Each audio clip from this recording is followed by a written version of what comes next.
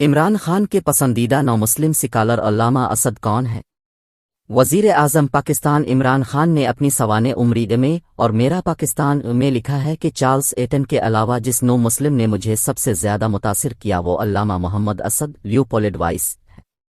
بہت سے لوگ سوال کر رہے ہیں کہ علامہ اسد کون ہے اور ان میں ایسی کیا بات تھی جس سے عمران خان متاثر ہوئے۔ اس تحریر میں ہم انہی سوالوں کے جواب دینے کی کوشش کریں گے۔ علامہ اسد کا تعلق آسٹریا سے تھا اور وہ 1900 میں ایک یہودی خاندان میں پیدا ہوئے تھے۔ ان کا نام لیوپولڈ وائس رکھا گیا۔ ان کے والد انہیں سائنسدان بنانا چاہتے تھے لیکن انہیں طبعی علوم سے کوئی رغبت نہ تھی۔ انہوں نے کچھ عرصہ آسٹریا کی فوج میں بھی گزارا۔ پہلی جنگ عظیم کے خاتمے پر وہ ویانا یونیورسٹی میں داخل ہو گئے اور 2 سال تک فلسفہ اور آرٹ کی تعلیم حاصل کرتے رہے۔ وہ یورپ کے بہت سے نوجوانوں کی طرح ذہنی پراگندگی اور پریشان خیالی سے دوچار تھے۔ اس کا ایک نتیجہ یہ نکلا کہ ان کے دماغ میں اپنے موروثی مذہب کی حقانیت کے بارے میں شکوک پیدا ہونا شروع ہو گئے۔ آخر کار انہوں نے یہودیت سے منہ موڑ لیا۔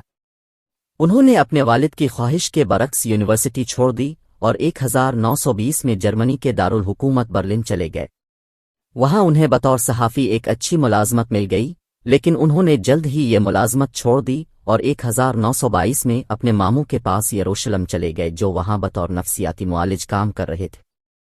فلسطین میں قیام کے دوران انہوں نے وہاں کی صورتحال کے بارے میں رپورٹیں مغربی اخبارات کو بھیجنا شروع کر دیں۔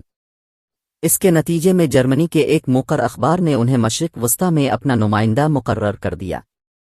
اس کے بعد انہوں نے سوئٹزرلینڈ کے 2 اخبارات سے بھی مراسلہ نگاری کے معاہدے کیے۔ 2.25 سال بعد وہ دوبارہ برلن چلے گئے۔ وہاں مختصر قیام کے بعد وہ دوبارہ مشرق وسطی کے لیے روانہ ہو گئے۔ وہ 1924 میں قاہرہ پہنچے۔ وہ 2 سال تک اپنی صحافتی ذمہ داریوں کے سلسلے میں مصر، آرڈن، شام، حجاز، عراق، کردستان، ایران، افغانستان اور وسطی ایشیا کے شہروں سمرقند اور بخارا کا سفر کیا۔ وہ 1926 میں ایک دفعہ پھر برلن واپس چلے گئے اور اپنے پرانے اخبار سے منسلک ہو گئے۔ انہوں نے ایلسا نامی ایک خاتون سے شادی کر لی جو ان سے 22 سال بڑی تھیں۔ اس ویڈیو میں آگے بڑھنے سے پہلے اب سے ریکویسٹ ہے، اب وقت آ گیا ہے کہ ہمارے ویڈیو کو لائک اور شیئر ضرور کریں تاکہ اسی طرح کی مزید ویڈیوز اب تک پہنچ سکے۔ اسی دوران ان کی روحانی کایاکلپ ہوئی اور انہوں نے 1926 میں ڈاکٹر عبدالجبار خیری کے ہاتھ پر اسلام قبول کیا۔ اسد نے مغربی تہذیب کو دجلی اور شیطانی تہذیب قرار دیا ہے۔ وہ جنوری 1927 میں اس تہذیب سے اپنا تعلق ختم کر کے حجاز چلے گئے۔ اسی ماہ حج کے دوران ملیریا کے باعث ان کی بیوی انتقال کر گئیں۔ وہ تقریباً 5 سال تک سعودی عرب میں قیام پذیر رہے۔ اس عرصے میں ان کا شمار سعودی عرب کے بانی ابن سعود کے خاص مقربین میں ہونے لگا۔ انہوں وہاں ایک عرب خاتون سے شادی کی لیکن یہ شادی چند ماہ میں ختم ہو گئی۔ اس کے بعد ان کی تیسری شادی ہوئی جن سے ان کے اکلوتے بیٹے طلال اسد کی ولادت ہوئی۔ اس کے بعد لیبیا کے جنوبی علاقوں میں شروع ہونے والی سنوسی تحریک ان کی امیدوں کا مرکز بن گئی۔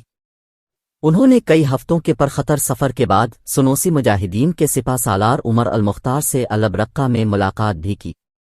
ان کی واپسی کے چند ماہ بعد اطالوی فوج نے مجاہدین کو شکست دے دی۔ عمر المختار کو زخمی حالت میں گرفتار کر کے 15 ستمبر 1931 کو پھانسی دے دی گئی۔ یہ خبر ان کے لیے شدید مایوسی کا باعث تھی۔ وہ 1932 میں مدینہ سے ہندوستان چلے آئے۔ علامہ اقبال، مولانا سلیمان ندوی، سید عبداللہ مودودی اور نواب بھوپال حمید اللہ خان جیسی شخصیات نے دل کھول کر ان کی علمیت اور جذب اسلامیت کو سراہا۔ مودودی صاحب نے ان کے بارے میں ایک خط میں لکھا، دور جدید میں اسلام کو جتنے غنائم مال غنیمت یورپ سے ملے ہیں ان میں سے یہ سب سے زیادہ قیمتی ہیرا ہے۔ اسلام کی سپرٹ اس میں پوری طرح حلول کر گئی ہے اور اسلام کو اس نے ان علماء سے زیادہ اچھی طرح سمجھا ہے جو 50 برس سے درس و تدرس میں مشغول ہیں۔ بحوالہ خطوط مودودی۔ علامہ اقبال کی خواہش تھی کہ ایک ایسا علمی مرکز قائم کیا جائے جہاں دینی اور دنیاوی علوم کے ماہرین جمع ہوں اور وہ اسلام کو جدید دور کے تقاضوں کے مطابق پیش کریں اور ایسی کتابیں لکھیں جو فکری انقلاب برپا کر دیں۔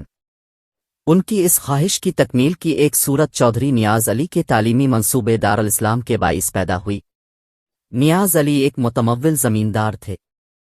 उन्होंने 1935 में गुरदासपुर के शहर पठानकोट से चंद मील के फासले पर जमालपुर नामी कस्बा में एक ऐसे इदारे के क़याम का इरादा ज़ाहिर किया जहां काबिल और साहिब बसीरत स्कॉलर्स जदीद तालीम याफ्ता अफराद और उलमा को कुरान पढ़ाएं और इस्लामी मौज़ूआत पर तहक़ीक़ करें।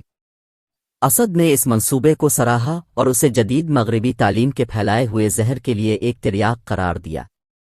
अल्लामा इकबाल ने भी इस मंसूबे में गहरी दिलचस्पी ली और उन्होंने कहा था कि इस इदारा को ऐसा बनाएंगे कि इसका असर यूरोप तक पहुंचेगा।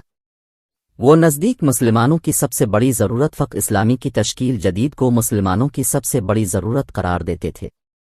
वो इस इदारे से ये काम लेना चाहते थे। वो चाहते थे कि असद इस इदारे की सरबराही करे, लेकिन उनके लिए ये मुमकिन न हुआ और इस तरह मौदूदी साहिब इस इदारे के सरबराह बन गए। ताहम अल्लामा इकबाल, मोहम्मद असद और सैयद मौदूदी ने दीनी और जदीद उलूम के माहिरीन की एक काबिल जमात तैयार करने का जो ख्वाब देखा था वो हकीकत का रूप न धार सका। हमारे फेसबुक पेज को फॉलो करें या हमारे यूट्यूब चैनल को सब्सक्राइब ज़रूर करें और बेल आइकन को लाजमी प्रेस करें ताकि हमारा ताल्लुक़ बना रहे। Thanks for watching.